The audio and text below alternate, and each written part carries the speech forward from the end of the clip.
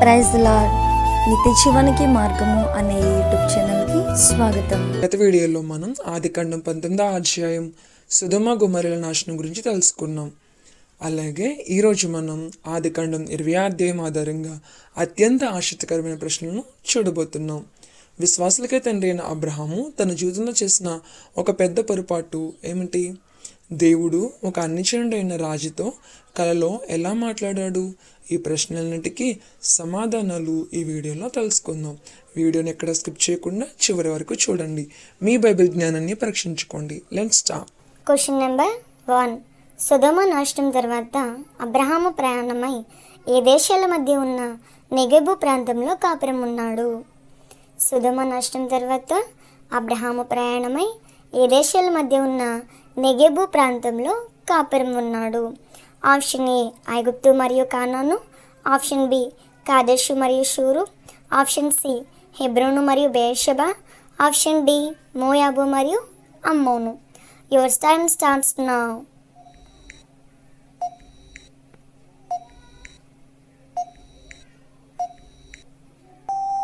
సరైన సమాధానం option B కాదేషు మరియు షూరు.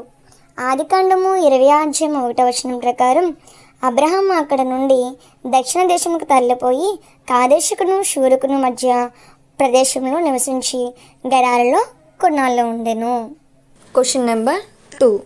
గెరారులో కాపురం ఉన్నప్పుడు అబ్రహాము తన భార్య అయిన శారాతో ఉన్న సంబంధం గురించి అక్కడి ప్రజలతో ఏమని చెప్పాడు?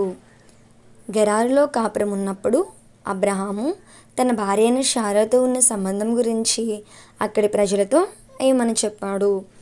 ఆప్షన్ ఏ ఈమె నా చెల్లెలు, ఆప్షన్ బి ఈమె నా యజమానురాలు, ఆప్షన్ సి ఈమె నా బంధువు, ఆప్షన్ డి ఈమె మా దేశస్థురాలు.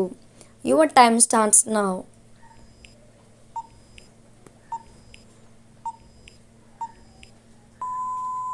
సరైన సమాధానం ఆప్షన్ ఏ ఈమె నా చెల్లెలని. ఆదికాండము 20వ అధ్యాయం 2వ వచనంలో అబ్రహాము తన భార్యను శారాను గూర్చి ఈమె నా చెల్లెలని చెప్పాను. Question number 3. అబ్రహాము మాటలు నమ్మి శారాను తన అంతఃపురానికి పిలిపించుకున్న గెరారు రాజు ఎవరు? అబ్రహాము మాటలు నమ్మి శారాను తన అంతఃపురానికి పిలిపించుకున్న గెరారు రాజు ఎవరు? Option A Pharaoh, option B Melchizedek, option C Abimelech, option D Sihon. Your time starts now.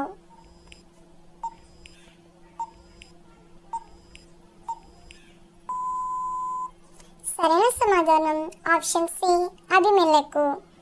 Gerar రాజైన అబీమెలెకు అబ్రహాము మాటలు నిజమని నమ్మి శారా అందాన్ని చూసి ఆమె తన భార్యగా చేసుకోవాలనే ఉద్దేశంతో తన అంతఃపురానికి పిలిపించుకున్నాడు. Question number 4. రాత్రివేళ స్వప్నమందు దేవుడు అబీమెలెకు వద్దకు వచ్చి అతనితో ఏమని సెలవిచ్చాడు? రాత్రివేళ స్వప్నమందు దేవుడు అబీమెలెకు వద్దకు వచ్చి అతనితో ఏమని సెలవిచ్చాడు? ఆప్షన్ ఏ నువ్వు చాలా మంచివాడివి, ఆప్షన్ బి నీకు ఐశ్వర్యం ఇస్తాను, ఆప్షన్ సి అబ్రహామును దేశం నుండి వెళ్ళగొట్టు, ఆప్షన్ డి నీవు తెచ్చుకున్న ఆస్తిని బట్టి నీవు చచ్చిన వాడవు. Your time starts now.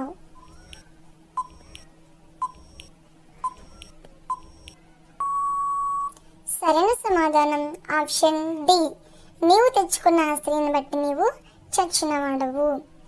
ఆదికాండము 20వ అధ్యాయం 3వ వచనంలో దేవుడు కలలో అబీమెలెకుతో మాట్లాడుతూ శారా ఒక పురుషునికి భార్య అయి ఉన్నందున ఆమెను తెచ్చుకున్నందుకు అతనికి మరణశిక్ష తప్పదని తీవ్రంగా హెచ్చరించాడు. Question number 5. దేవుడు హెచ్చరించినప్పుడు అబీమెలెకు దేవునితో ప్రభువా యథార్థవంతుడినై అని చెప్పి ఏమని వేడుకున్నాడు? దేవుడు హెచ్చరించినప్పుడు అబీమెలెకు దేవునితో ప్రభువా యథార్థవంతుడినై అని చెప్పి ఏమని వేడుకున్నాడు? ఆప్షన్ ఏ జనమును కూడా చంపుదువా, ఆప్షన్ బి రాజును శిక్షింతువా, ఆప్షన్ సి నన్ను క్షమించు, ఆప్షన్ డి నాకు తెలీదు. Your time starts now.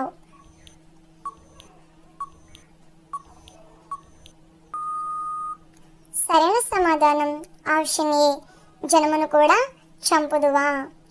అబీమెలెకు శారాను ఇంకా తాకలేదు కాబట్టి అతను దేవునితో, ప్రభువా, నా యథార్థతను బట్టి నీతిగల జనమును చంపుదవా?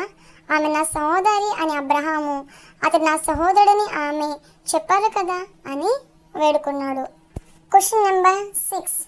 దేవుడు అబిమెలెకుతో మాట్లాడుతూ అబ్రహామును ఏమని సంబోధించాడు?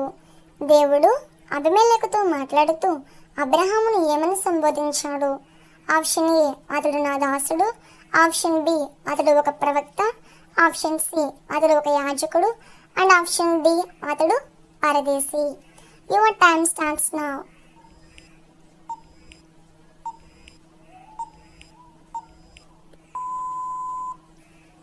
సరైన సమాధానం ఆప్షన్ బి, అతడు ఒక ప్రవక్త. బైబిల్లో ఒక వ్యక్తిని ప్రవక్త అని దేవుడు సంప్రదించడం ఇదే మొదటిసారి.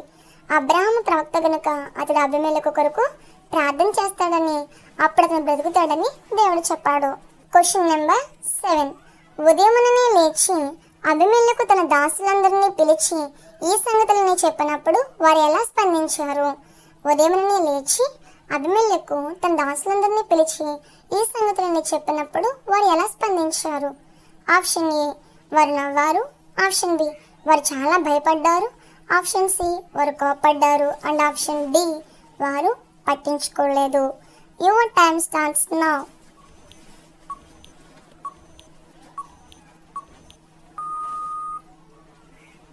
సరైన సమాధానం వారు చాలా భయపడ్డారు.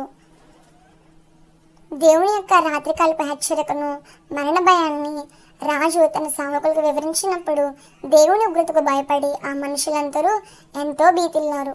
Question number 8. నువ్వు నా మీదకు నా రాజ్యం మీదకు ఇంత గొప్ప పాపం ఎందుకు తెచ్చావు అని అబిమెలెకు అడిగినప్పుడు అబ్రహాము చెప్పిన ప్రధాన కారణం ఏమిటి? నువ్వు నా మీదకు నా రాజ్యం మీదకు ఇంత గొప్ప పాపం ఎందుకు తెచ్చావు అని అబిమెలెకు అడిగినప్పుడు అబ్రహాము చెప్పిన ప్రధాన కారణం ఏమిటి? ఆప్షన్ ఏ, ఈ స్థలమున దేవుని భయం ఏమాత్రం లేదు. ఆప్షన్ బి, నన్ను చంపుతారని భయపడ్డాను. ఆప్షన్ సి, పై రెండు కారణాలు. అండ్ ఆప్షన్ డి, ఏది కాదు. Your time starts now.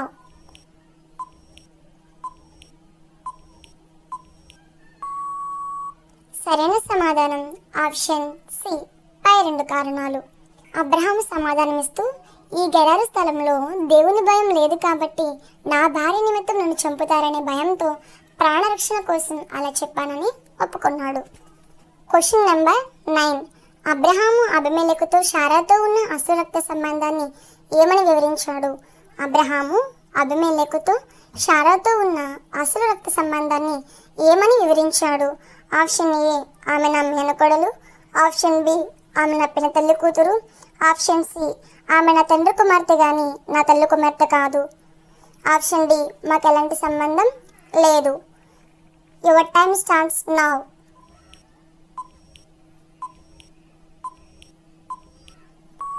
సరైన సమాధానం ఆప్షన్ సి, ఆమె నా తండ్రి కుమార్తె కానీ నా తల్లి కుమార్తె కాదు. Question number 10. అబ్రహాము ప్రార్థన చేసినప్పుడు దేవుడు అబిమెలెకు కుటుంబానికి ఏ అద్భుత కార్యాన్ని చేశాడు? ఆప్షన్ ఏ, వారి రోగాలను నయం చేశాడు. ఆప్షన్ బి, వారి గర్భములను తెరిచాడు.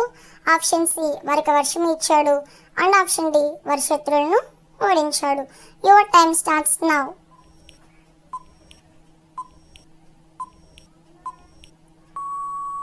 సరైన సమాధానం ఆప్షన్ బి, వారి గర్భములను తెరిచాడు. అబ్రహాము ప్రార్థన చేసినప్పుడు దేవుడు అబిమెలెకును, అతని భార్యను, అతని దాసులను స్వస్థపరిచి అంతకుముందు శారా నిమిత్తం దేవుడు అబిమెలెకు ఇంటి గర్భములన్నిటినీ పూర్తిగా మూసివేసి ఉన్నాడు కాబట్టి అబ్రహాము ప్రార్థన చేసినప్పుడు వారి గర్భములను దేవుడు తెరిచాడు. చూశారు కదా, అబ్రహాము బలహీనపడిన దేవుడు తన నిబంధన బట్టి శారాను కాపాడారు. ఈ 10 ప్రశ్నల్లో మీరు ఎన్నింటికి కరెక్ట్ ఆన్సర్ చెప్పారో కింద కామెంట్ బాక్స్లో కామెంట్ చేయండి. తదుపరి వీడియోలో ఆదికాండం 21వ అధ్యాయంతో మళ్ళీ కలుసుకుందాం. దేవుడు మిమ్మల్ని దీవించునుగాక. ఆమేన్.